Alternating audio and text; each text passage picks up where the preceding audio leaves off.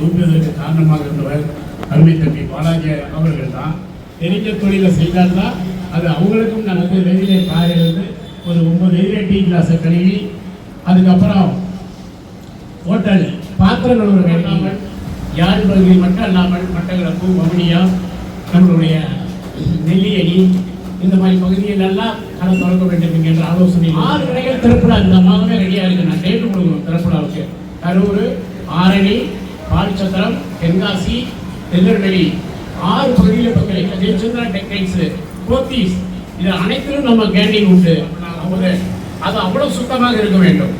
அவங்களுக்கு எதுவும் உடல் உபயோகம் ஏற்படக்கூடாது என்பதை நெஞ்சில் நான் வைத்துக் கொள்வேன். நல்லா இருக்கணும் நாடு முன்னேற ஐயப்போ சுவாமியே.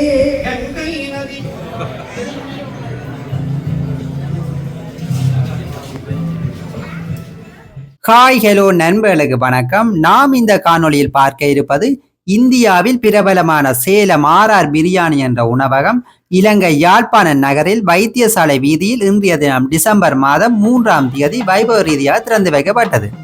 இது தொடர்பில் பார்வையிடுவோம் வாருங்கள்.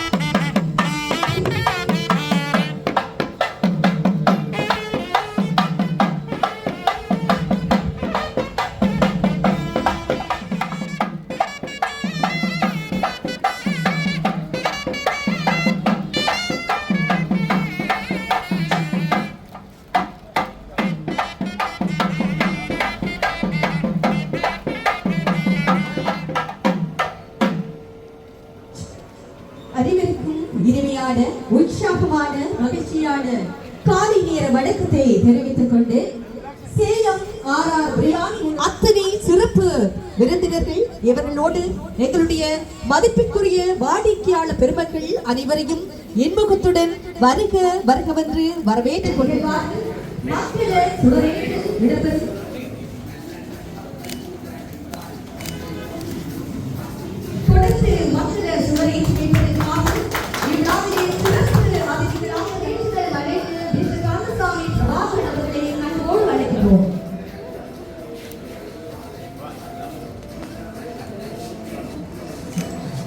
அடுத்து மக்களை சுடரேற்றி வைப்பதற்காக commercial bank stand road branch manager Mrs Pushyashree Guruparaj அவர்களை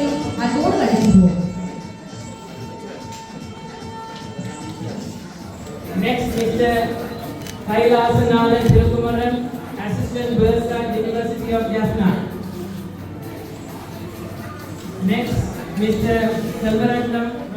நாடாவின் வெற்றி சம்பிரதாய குருவாக ஆராய்கிறார். இந்த விழாவிலே அதிதியாக கலந்து சிறப்பிப்பாளர் சேலம் ஆர் விருந்தினர்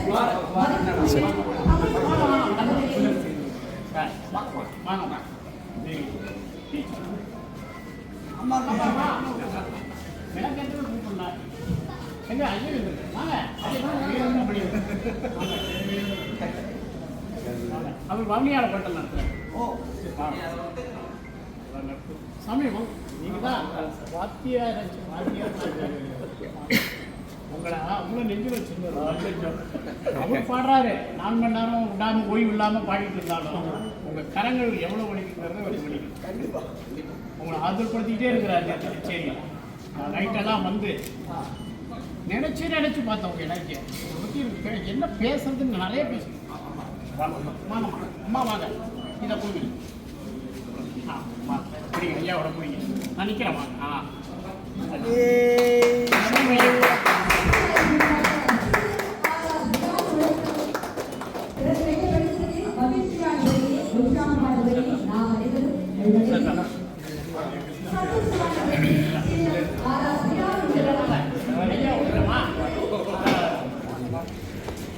விழாவிலே நாங்கள் அனைவரும் மற்ற மகிழ்ச்சியோடு கூடியிருக்கின்ற இந்த வேளையிலே மீண்டும் உங்களையே நாங்கள் மகிழ்ச்சிகரமாக வரவேற்றுக் கொண்டு எங்கள் சேலம் தொழிலாளர் சார்பாகவும் எங்களுடைய யாழ்ப்பாணத்துடைய உரிமையாளர்களாக கடும் முயற்சிக்கும் கடும் உழைப்புக்கும் சிந்தனைக்கும் இந்த சாப்பாட்டை எப்படியாவது கொண்டு வந்து அயராத பாடுபட்ட பாலாஜி அவர்களுக்கும் அவருக்கு துணையாக இருக்கக்கூடிய அவருடைய பார்ட்னர்ஷிப் வீரகுமார் அவர்களுக்கு துவாரான் அவர்களுக்கு அவர்கள் இந்த தருணத்திலே இல்லை என்றாலும் பிரான்ஸில் அவர்கள் அங்கிருந்து இந்த காணொலியை அனுப்பி வைப்பார் என்று நினைக்கிறேன்.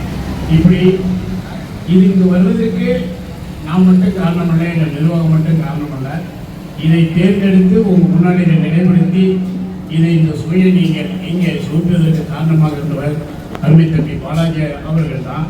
கிட்டத்தட்ட அவர் 3 மாதமாக தமிழகத்தில் சுற்றுப்பயணம் செய்து 7 கிளைகள் சேலம், கோயம்புத்தூர் இப்படி எங்கெல்லாம் பரவி இருக்கிறதோ அத்தகைய பகுதியெல்லாம் சென்று சாப்பிட்டு பார்த்துக்கிட்டு அதில் முக்கியமாக ஒரு பிடித்து போனது நம்ம கடை 65.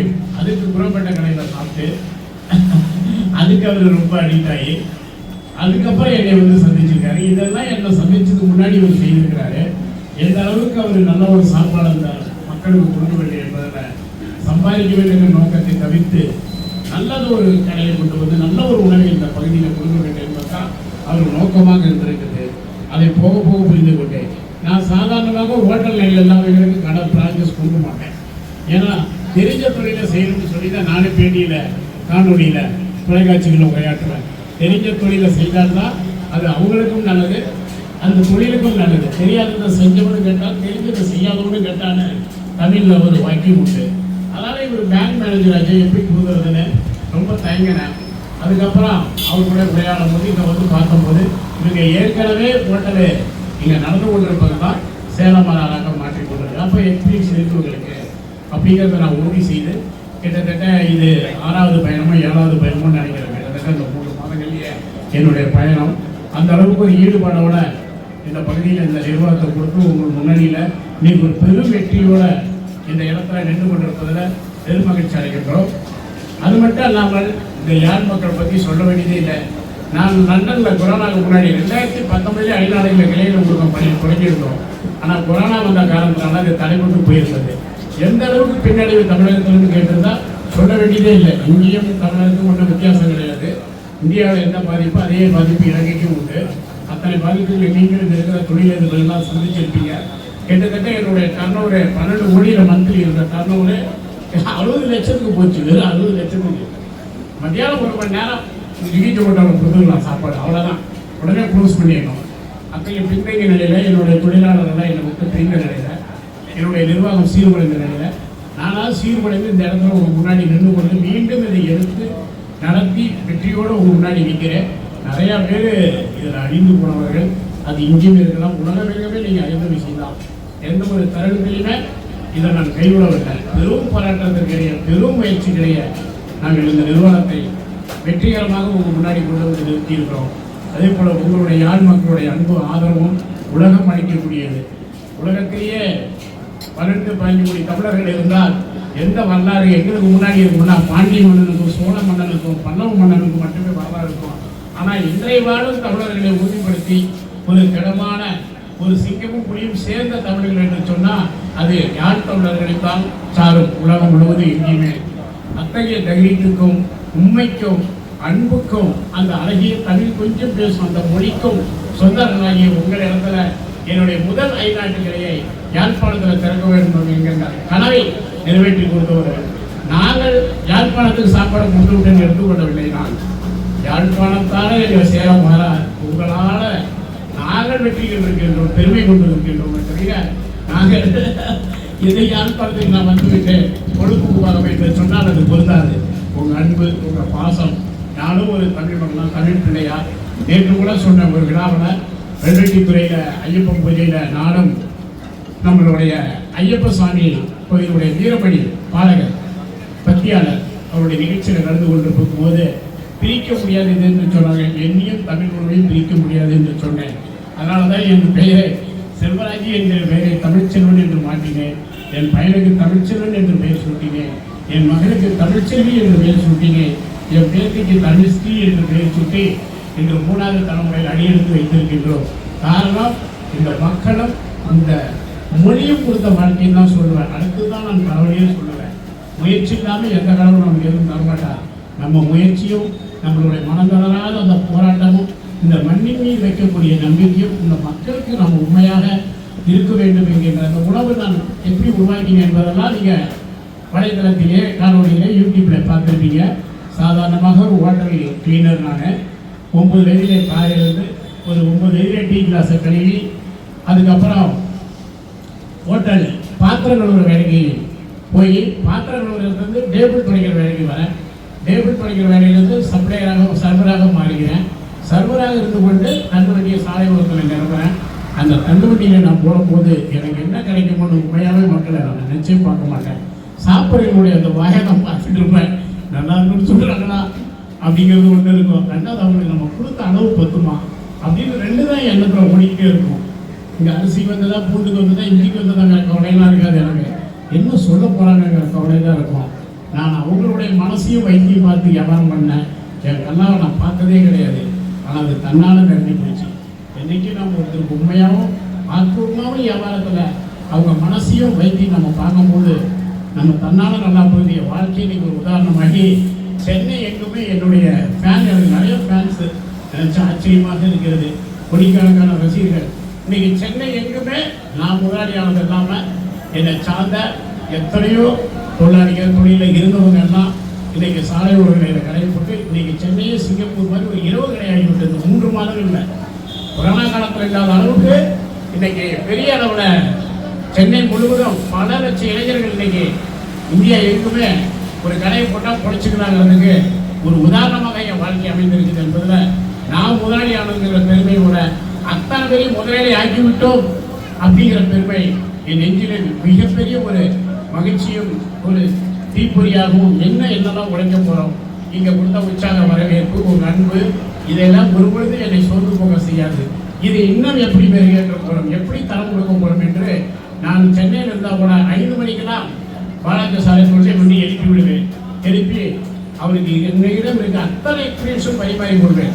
எப்படி சர்வீஸ் செய்ய வேண்டும், வாங்குற பொருளை எப்படி பார்க்க வேண்டும், சிக்கன் மட்டன் கடைகளில் போய் எப்படி அவங்க கட் பண்ணுறாங்க, அது உயிரோட்டமான மொழி ப்ளஸ்ஸாக இருக்கிறாங்கிறதுலேருந்து சமைக்கிற இடத்துல இருந்து இங்கே அளந்து கொடுக்குற இடத்துல இருந்து கிட்டத்தட்ட 12-12 நாட்களாக நான் நம்மளுடைய நம்ம ஐஸ்கிரீம் உரிமையாளர் அண்ணன் வந்திருக்காங்க, அவருக்கும் தெரியும். அப்படி அந்த நானே நின்று அத்தனையும் உருவாக்கினேன், அவருக்கு சொல்லிக் கொடுத்தேன். ஏன்னா இது நம்மளை நம்பி வர வாடிக்கையாளர் சார். உங்கள் பாருங்கள் இவ்வளோ பேர் நிற்கிறாங்க, கூட்டம் இப்படி இருக்குது, இவங்களை காக்க வச்சிடக்கூடாது, ஸ்வீட் சர்வீஸ் பண்ணணும், சாப்பாடு இப்படி தான் செய்யணும், இப்படி தான் பரிமாறணும், பார்சல் அங்கே நிற்கணும், ஒரு கஸ்டமர் கூட மிஸ் பண்ணிடக்கூடாதுன்னு இப்படியெல்லாம் ஒரு 15 நாட்கள் நான் தொடர்ந்து இங்கேயே இருந்து அவருக்கு நான் அந்த வழிநடத்தி கொடுத்து இன்னைக்கு இந்த அளவுக்கு ஒரு இடத்துல நிற்கிற அளவுக்கு அவரும் அதை வெற்றிகரமாக நடத்தி கொண்டிருக்கின்றோம். இது மட்டும் அல்லாமல் யாழ் பகுதி மட்டும் அல்லாமல் மட்டக்களப்பு, வவுனியா, நம்மளுடைய நெல்லியடி இந்த மாதிரி பகுதிகளெல்லாம் களம் தொடங்க வேண்டும் என்கின்ற ஆலோசனையில் இருக்கிறோம். இங்கே இருக்கக்கூடிய பொருட்களுடைய அந்த பூண்டு இஞ்சியுடைய பதம் சென்னையில் கிடைப்பது போல, இந்தியாவில் இருப்பது போல கொஞ்சம் தரமான குவாலிட்டியாக இல்லாமல் இளம் இஞ்சாக இருக்கிறது, மனம் குறைவாக இருக்கிறது. அதுதான் எங்களுக்கு மிகப்பெரிய சவாலாக இருக்கிறது. மற்றபடி அனைத்துமே இங்கே கிடைக்கிறது எங்களுக்கு. அது மட்டும் இல்லாமல் இந்த அன்பு ஆதரவு எங்களுக்கு உலகம் முழுவதும் இருந்து வாடிக்கையாளர்கள் வராங்க. அந்த பாலாஜி நெஞ்சில் ஏந்தி தான் இருந்திருப்பார். அவங்க மனசு என்றைக்குமே கஷ்டப்படக்கூடாது. நமக்கு என்ன கிடைச்சிருக்கிறது இல்லை, கிடைக்கிறது தன்னாளர்கள் துறையை நம்ம செழிப்பாக வச்சுருக்கணும். அது திறமையாக நடத்தணும். அதில் எந்த காம்படிஷன் எப்பவும் ஆனதில்லை. கிட்டத்தட்ட இந்த ஒரு ஆண்டுலேயே சென்னையில் 26 கடைகளை நான் திறந்துருக்கிறேன். 6 கடைகள் திறப்புலா இந்த மாதமே ரெடியாக இருக்குது. நான் டேட்டு கொடுக்கணும் திறப்புலாவுக்கு. கரூர், ஆரணி, பால்சத்திரம், தென்காசி, திருநெல்வேலி 6 பகுதியில் இப்போ கிளைகளை திறப்பு தேதியை கேட்டு இடம் இருக்கின்ற அந்த அளவுக்கு வேகமாக முன்னேறி கொண்டிருக்கின்றோம். அந்த 6 கிளைகள் திறப்புலாவு மட்டும் அல்லாமல் 26 கிளைகளுடைய பணிகள் நடந்து கொண்டிருக்குது இந்தியாவில். இப்போ அதுக்கு இடையில தான் இந்த விழாவுக்கு நான் பங்கெடுத்திருக்கின்றேன். நான் யாழ் சுற்றுப்பணிகளை முடித்துவிட்டு உங்களுக்கு டைம் தர வேண்டும் சொல்லி. காரணம் வெறும் சாப்பாடு கொடுத்து விட்டால் என்பதற்காக இந்த வியாபாரம் கிடைச்சிடாது. அந்த சாப்பாடு சாப்பிட்ட உடனே எந்த அளவுக்கு அவங்களுக்கு செரிமான சக்தி ஆகிறது என்பதுதான் முக்கியம். நான் சாதாரணமான நம்ம நிர்வாகம் கிடையாது. எத்தகைய கம்பெனிகள்லாம் நம்ம இந்தியாவில் செய்துவிட்டு இருக்கின்றது தெரியுமா? இந்தியாவில் நம்மளுடைய BMW கார் கம்பெனிகள் செய்து கொண்டிருக்கின்றோம். அது மட்டும் அல்ல, மெட்ரோ அந்த ஸ்டேஷனுக்கும் நம்ம தான் செஞ்சு கொண்டிருக்கின்றோம். நிறைய ஹோண்டாய் கம்பெனிக்கு நம்ம தான் பண்ணிக்கணும். DLF, LND இத்தனை கம்பெனிகள் பண்ணி கொண்டிருக்கிறோம். நூற்றுக்கணக்கான ஆயிரக்கணக்கான திருமணங்களுக்கு பண்ணி கொண்டிருக்கிறோம். சரவணா ஸ்டோரு, ஜெயச்சந்திரா டெக்டைல்ஸ், போத்தீஸ் இது அனைத்திலும் நம்ம கேண்டீன் உண்டு. அவங்களாம் சாதாரணமான இல்லை.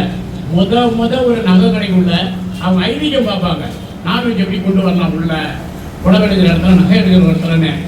அந்த அவங்க 500 கோடி 200 கோடி போட்டு அந்த மாநில சரவணா ஸ்டோர், போத்தீஸ், ஜெயச்சந்திரா திறந்திருந்தாலும் கூட தமிழ்ச்சலத்துடைய பிரியாணி தான் இன்னும் கொஞ்சம் வியாபாரம் நமக்கு கிடைக்குங்கிற அந்த உடைச்சி அவங்களுக்கு அந்த சைவம் என்னங்கிறதையும் உடைச்சி உள்ள போட்டு கேண்டீன் பண்ண முதல் நம்ம தான். அந்த அளவுக்கு அந்த சாப்பாடுடைய தரம்.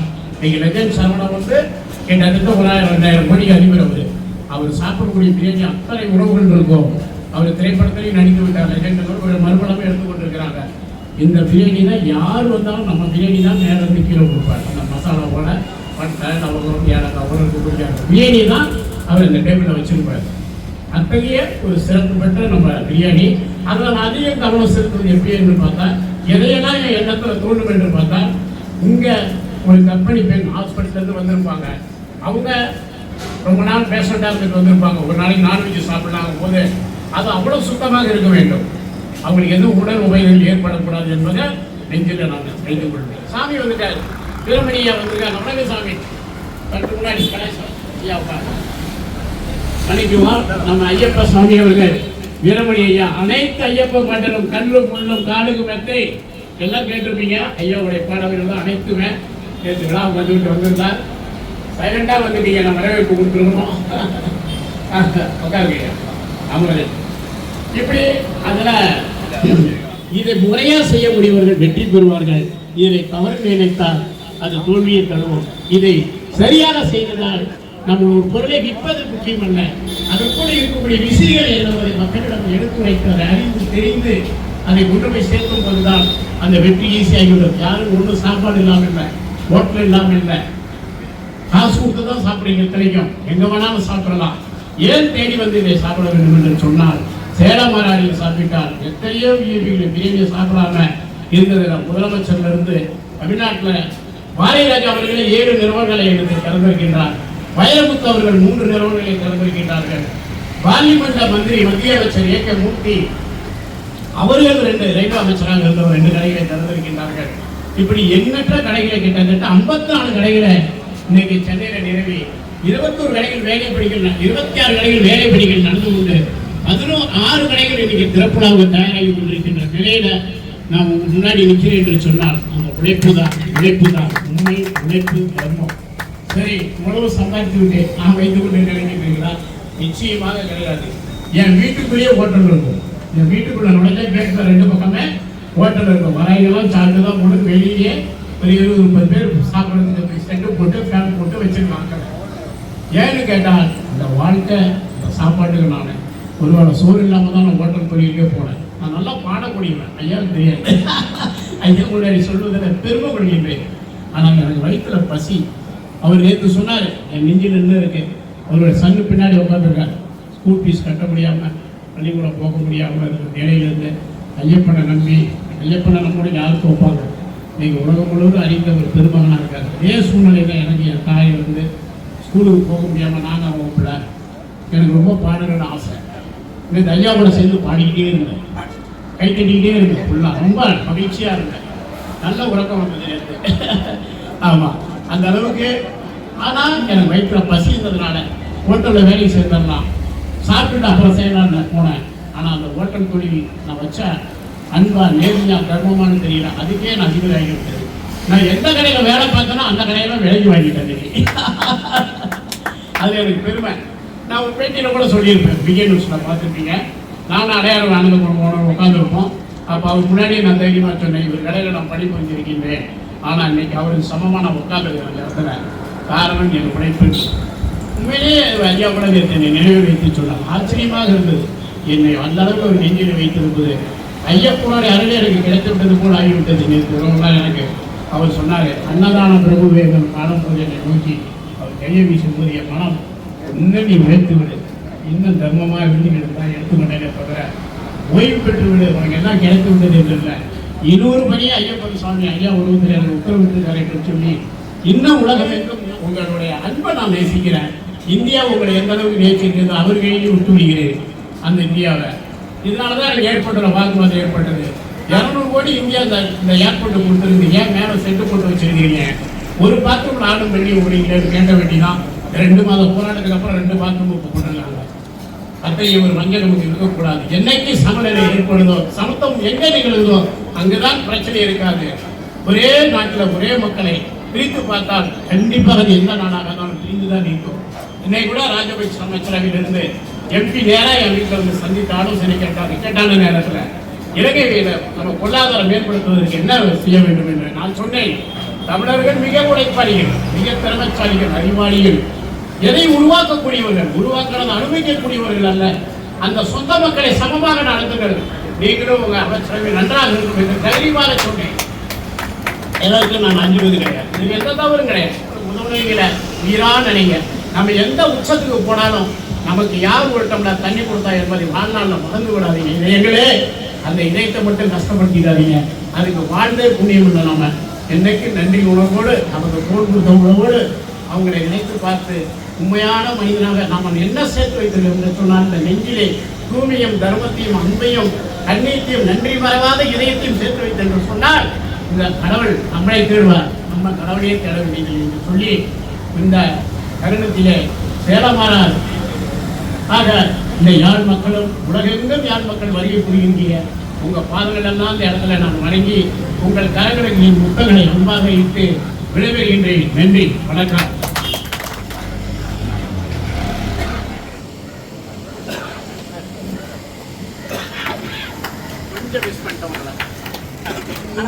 நல்லாயிருக்கோடும் நாடு முன்னேற, இந்த நாட்டில் உள்ள ஏழைகளின் வாழ்வு முன்னேற நீங்க நல்லாயிருக்கோடும், இந்த நாட்டு மக்கள் நல்லாயிருக்கோடும், நாடு முன்னேற, இந்த நாட்டில் உள்ள ஏழைகளின் வாழ்வு முன்னேற என்றும் நல்லவங்க என்னாலும் உங்க பின்னாலே நீங்க நினைச்சதெல்லாம் பறிக்குமுங்க எங்க கண்ணு முன்னாலே. நீங்க நல்லாயிருக்கோடும், நாடு முன்னேற, இந்த நாட்டில் உள்ள ஏழைகளின் வாழ்வு முன்னேற. அன்றே எல்லாருக்கும் வணக்கம். ரொம்ப ஒரு அற்புதமான மனிதர். நான் எங்க சேலம் ஆர்ஆர் பிரியாணியை பத்தி பேசணும்னு அவசியம் இல்லை. ஏன்னா பிரியாணி வாசனை எங்க பார்த்தாலும் அடிக்கும். ஆனா இந்த வாசனை வேற. இது அன்பு வாசனை, மனித நேயம் உள்ள வாசனை, உடலுக்கு நன்மை வாசனை ரொம்ப அற்புதமான ஒரு மனிதர். தன்னுடைய தொழிலாளர்களை தன்னுடைய கண் போல பார்த்து கொண்டிருப்பவர். சம்பளம் வந்து யாரு கொடுப்பாங்க? வேலை செய்யறவங்க தான் கொடுப்பாங்க. அவர் அப்படி கொடுக்க மாட்டார். பிரியாணி போடுறவரா, நீ வந்து மஷ்ரூம் பிரியாணி போடுறவரா, நீ வந்து நூடுல்ஸ் போடுறவரா, அதெல்லாம் கிடையாது.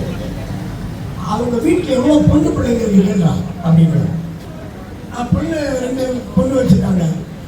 அப்போ 2 பொண்ணு ஒரு கல்யாணம் பண்ணணும், படிக்க வைக்கணும், அதுக்கேற்ற மாதிரி சம்பளம் போடுறா அப்படிங்கிறது. அந்த மாதிரியான ஒரு அற்புதமான மனிதர் இந்த விழாவிலே கலந்து கொள்கின்ற பாக்கியம். அவர் வாழ்க வாழ்க வாழ்க பல்லாண்டு வாழ்க, நல்ல மனம் வாழ்க, நாடு போற்ற வாழ்க என்று வாழ்த்தி அவர் சொன்ன மாதிரி யாழ்ப்பாணம் மண்ணில் எங்களுக்கு நாங்கள் பாட வர்றது எங்களுக்கு ரொம்ப சந்தோஷம். ஏன்னா எங்கள் தமிழ் மக்கள் நேற்று அப்படி சந்தோஷமாக அப்படி கைத்தட்டி பாடும்போது இந்த உற்சாகம் நிலைக்க வேண்டும். இறைவன் இந்த மக்களுக்கு மன நிம்மதியை தர வேண்டும் என்று நான் பிரார்த்தித்து, என்னுடைய அன்பு அவர் தமிழ் செல்வன் தான் பேரு. அவர் வீட்டில் இருக்கிறவங்க எல்லாரும் தமிழ் தமிழ் தமிழ் தமிழ் தான் பேரு. ஒரு இங்கிலீஷ் பேர் கூட அவங்க வீட்டில் பார்க்க முடியாது. அத்தகைய நல்ல உள்ளம் படைத்த நமது தமிழ் மேல் அற்புதமான ஒரு பற்று வைத்திருக்கும். அதை விட தமிழர்கள் மேல் தன்னுடைய உயிரை வைத்திருக்கும். என்னுடைய அன்பு தமிழ் செல்வர்கள் வாழ்க வாழ்க என்று வாழ்த்தி பயன்படுத்திக் கொள்ளுங்கள். ஒரு அற்புதமான சுவையான உணவு, உடம்பை கெடுக்காத உணவு, தொடர்ந்து பயன்படுத்துங்கள் என்று கூறி எல்லாருக்கும் நன்றி கூறி வாய்ப்புக்கு நன்றி கூறி முடித்துக் கொள்கிறேன். நன்றி.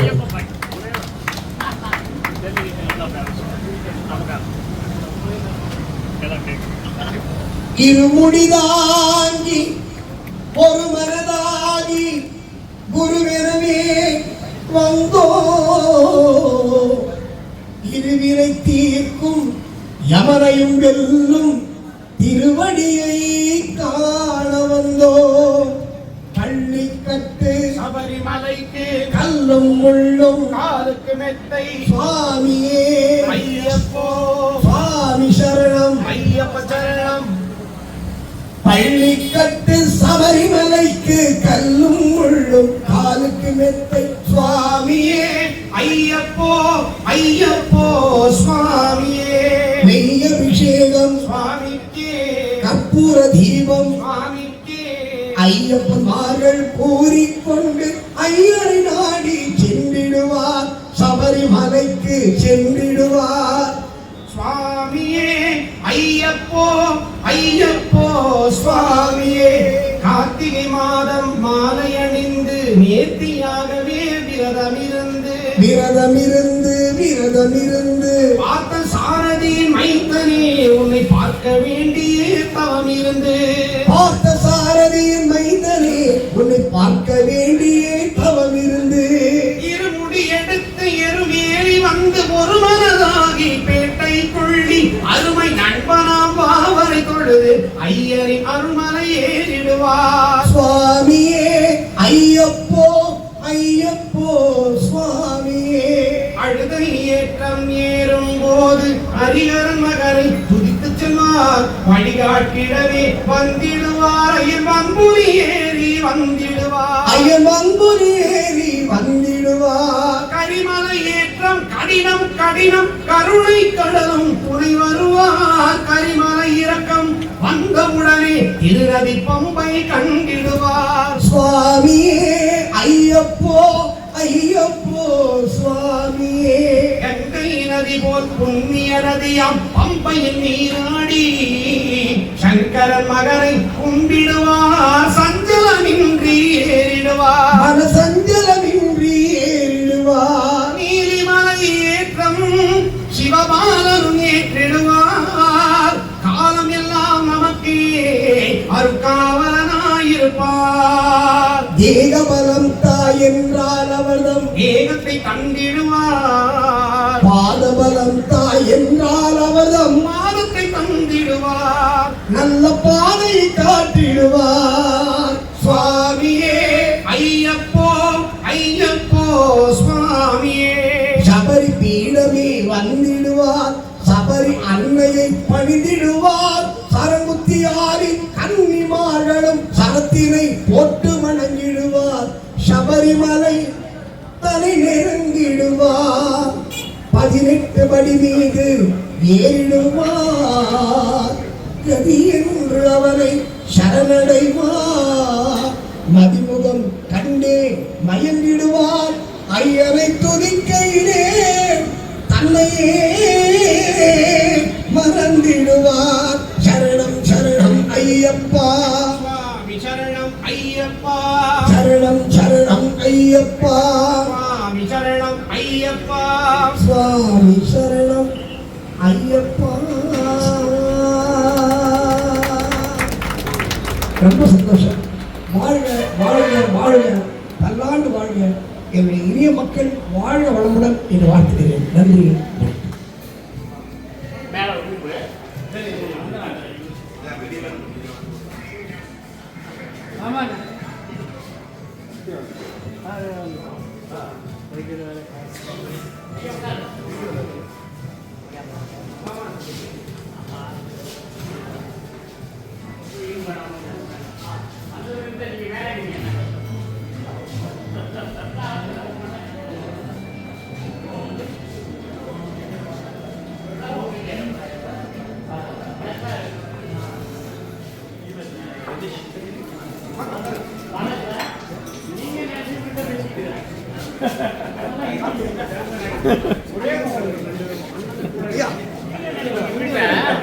பேசிக்கிட்டு இருக்கிறேன். இவர் தான் நீங்க நினைச்சா அவர்கிட்ட